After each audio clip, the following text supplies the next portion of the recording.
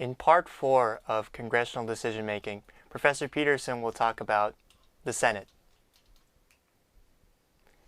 How is the Senate different from the House?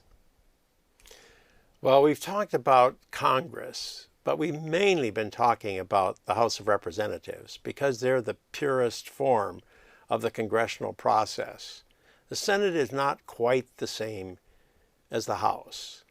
And it is the case that the Constitution may have had that in mind from the very beginning. One historical myth has it that George Washington, in the middle of an argument with Thomas Jefferson, suddenly asked, "Why did you pour that tea into your saucer?" "Well, I guess we don't do that much anymore, but they did back then to cool it," replied Jefferson. "Even so," said Washington, "we pour legislation into the senatorial saucer to cool it."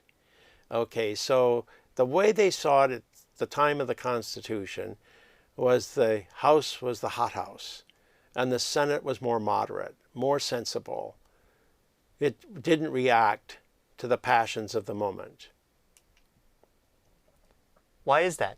Why is the Senate less partisan? Why does the Senate cool the tea?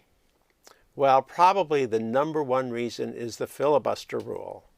The filibuster rule says that any member of Congress can hold up a piece of legislation unless 60% of the members, that is 60 members out of 100, agree that the debate on this issue has to come to an end.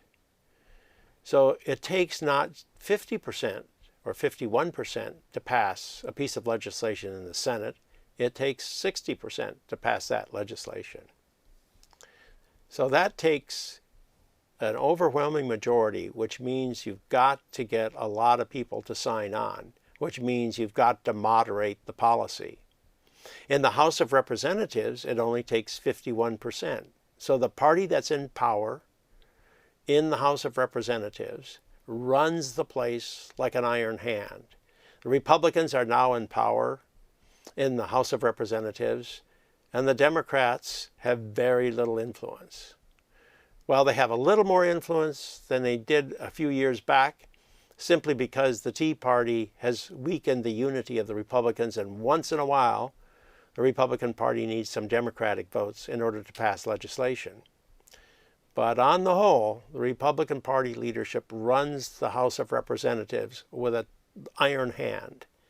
And that was absolutely the same way when Nancy Pelosi was Speaker of the House of Representatives, when Obama was first elected and the Democrats were in control. They ran the House with an equal iron hand. Not true in the Senate. Not true in the Senate because of the filibuster rule. It takes 60% to pass the legislation. So there's a deep, deep tradition in the Senate of getting bipartisan legislation.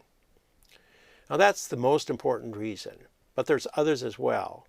For one thing, states are more heterogeneous than districts. Remember gerrymandering and how every district gets to be identified as a district well designed to serve the needs of the incumbent representative? Well, that leads to homogeneity within those congressional districts. You can't redraw state lines. So state lines, yes, there are Republican states and Democratic states, but all states, with few exceptions, are more heterogeneous than your typical congressional district. And of course, it being smaller, it's more congenial. People get to know one another as persons. In the House, how much personal friendship builds across party lines? Not too much. In the Senate, much more.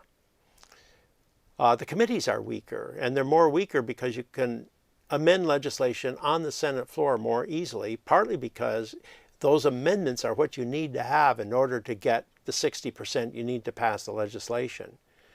And it's also the case that senators belong to more committees, so members of the House typically work on one or two committees. Members of the Senate work on multiple committees, so they are not as identified with the interests of any particular committee.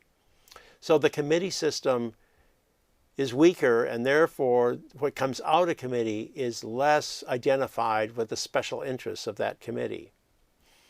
And then the senators are more likely to lose the next election because they run visible campaigns where the opponent has lots of money. They're usually highly contested elections. That drives senators to the middle. It's very difficult to be a hardline extremist senator except from a very few states. So you have much more extremist attitudes in the House than you have in the Senate. So with all of that, you're going to get more bipartisan legislation. That's why the Senate cools the tea. Will that tea cooling role of the Senate change? Probably not, but there are some threats out there. The 60% rule has been questioned. It almost was tossed out the door in 2013. At the last minute, a compromise was reached on nominations to the president's nominations to the executive branch, which were being held up by Republicans. And the Democrats said, we're going to drop this 60% rule because the president can't staff the executive departments. And the Republicans said, if you do that, we will take you apart the next time we get a chance. And so they reached a compromise, and the compromise was the president got these particular appointments, but the 60% rule was left in place. So it is being called into question, and if that goes down, then the role of the Senate is going to change quite a bit. And why has the 60% rule come into jeopardy? Probably because we're getting partisanship through the nationalization of the financing of political elections, and that's affecting life in the Senate as well as in the House. And of course, elite polarization is continuing, partly because those primary elections are becoming more important, and every member of the Senate has to worry not only about that general election, which leads to bipartisanship, to going to the middle of the political spectrum, but they now have to worry about those primary elections where their opponent is much more likely to be an extremist. So the potential for extremist attacks on moderate leaders is a threat to tea cooling in the Senate. Well, that's the story of Congress in action. We'll turn to another topic next time.